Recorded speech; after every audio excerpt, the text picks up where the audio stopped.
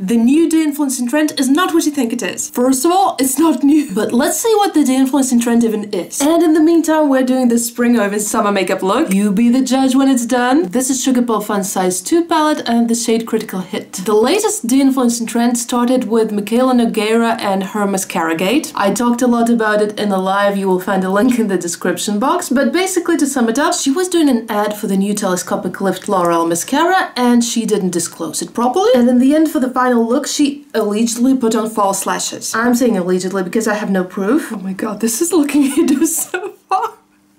Let's trust the process, okay? So I have no proof, but my personal opinion is that she did put on false lashes. And people didn't like that.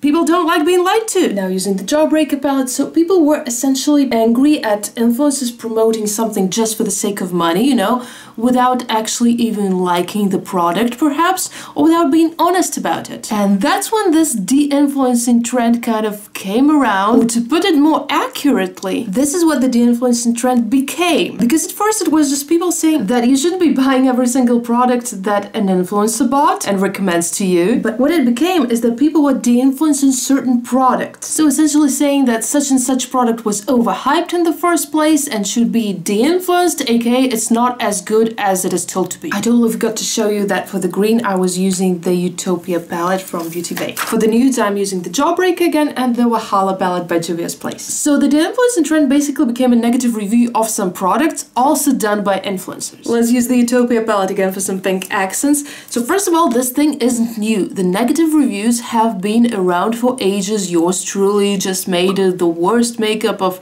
2022 video and it's nothing new. You've probably already seen a ton of them. Going back to the Jawbreaker for the green accents, and they have always been popular, they have always been a thing. Because unfortunately our human brain grasps at negative things better than at the positive ones. That's to help us avoid danger, but that also helps influencers thrive on negative reviews. So that de-influencing trend is like a gift to them. Fenty Beauty Pro Filtr? To us, I should say, I guess, because I'm an influencer too, but I'm not participating in the trend. But a lot of people are thinking that the beauty community is getting better because now influencers are being honest, because obviously if they're doing a negative review, that's by the way the color Raine lipstick that I had in my recent haul, if they're doing a negative review they can't be paid by the brand that they are reviewing, obviously, right? So that means they're not paid to do this review, right? Wrong. And you might be like, what? The brand isn't going to pay you for reviewing their products negatively. You're right, they aren't. But their competitors can pay you. That's true, that's a thing. Now, I can't tell you how widespread or popular this thing actually is, but I've seen price lists myself. Let's use the Wahala palette again and this slightly orangish color. So I've seen price lists myself, influencers, themed pages, all that, giving the prices that advertising your product is X dollars and bringing down your competitor's product is Y dollars. And you know that how, you might ask. I'll tell you, but first I will also tell you that for a better 3D effect you better blend the edges of this brown eyeshadow to make the cone kind of round, but not too harsh. Using the We Makeup lipstick now, I have swatches for it by the way on my channel. It was back in the day when I was actively looking for ads for my gram and I was looking for some influencers to promote me. I didn't really find any prices I could afford, but I found these prices. And the sheer fact that these prices were listed right away means that this thing is popular.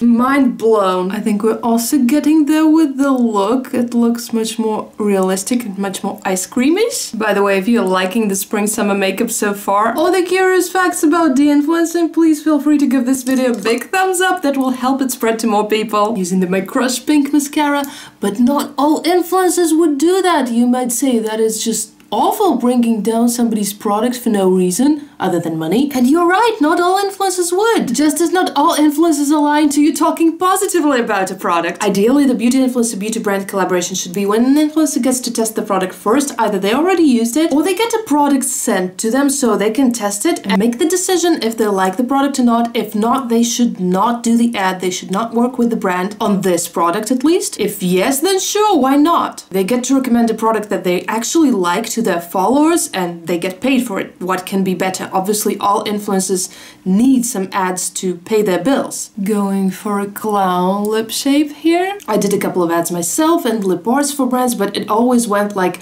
I was testing their product first, and if I liked it, I agreed to be paid for the ad, because your reputation as an influencer is more important than the amount of money you get paid for one ad, unless maybe you get paid like $1 billion for one ad. Then if you can put the moral values aside, you're provided for the rest of your life, but no brand would ever pay such an amount because they're here to make money too, not just pay you some exuberant amount so that you're happy. That's how I always did collabs and ads, and all the brands that I've been working with, I really believe in them, at least the products that I've tried. Obviously from some brands I haven't tried all the products. And by worked, I also don't just mean the straight up ads, also the affiliate codes, like all those that you see in my description box. These are brands whose lipsticks I have tried and I have actually loved them. There is literally one brand, Cursed Cosmetics, from which I haven't been accepting the affiliate code. Like, I accepted the code itself, but I have never told anyone about it until I have had the chance to try their lipsticks, because they couldn't send me the PR and I couldn't purchase from them at the moment, so I did purchase from them on Black Friday. I tried 2 of their lipsticks and I loved them. So I put the affiliate code in the description box. And that's how it should work, I believe.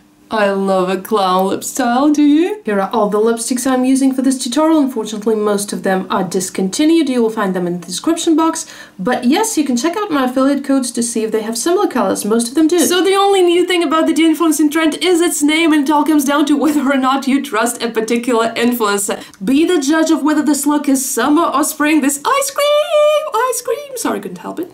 Ice cream look. And also, if you want me to do more chatty tutorials like this, where I actually tell you about something, or whether you want me to go more in detail about how I do my makeup, you can also check out this playlist where I already have 2 more chatty tutorials about why I don't celebrate Christmas and about my eyeshadow journey. Check them out. Let me know if you want that more on my channel. See you there. Bye.